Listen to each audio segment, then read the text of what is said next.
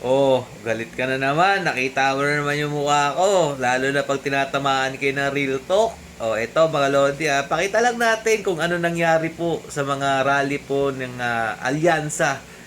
Oh, dito na lang, tingnan na lang po natin yung kay Andrew E. Kasi po, tinago na po ni PBBM ang kanyang mga reaction. Hindi na po natin nalalaman kung ilan po yung tumatawa sa kanyang page. Pero dito kay Andrew E, tingnan nyo po mabuti. Kung totoo po talagang malakas ang inyong alyansa na iniendorso ni Bongbong Marcos Jr., bakit ganito po yung reaksyon ng mga tao? Ganito po ba ang totoong malakas? Sasabihin nyo mga trolls yung mga nagre-react dyan, nagko-comment dyan.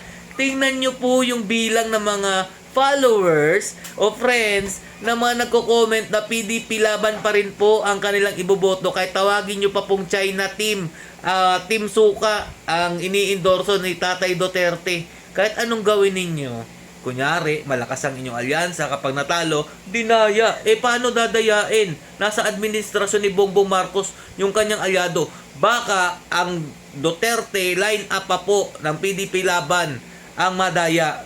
Wag naman sana mga idol. Kapag nadaya po ang PDP laban, wala na po pag-asa ang ating bansa dahil sila na po ang nagmamanipula. Yun lang po. Stay safe. God bless you all. Duterte pa rin.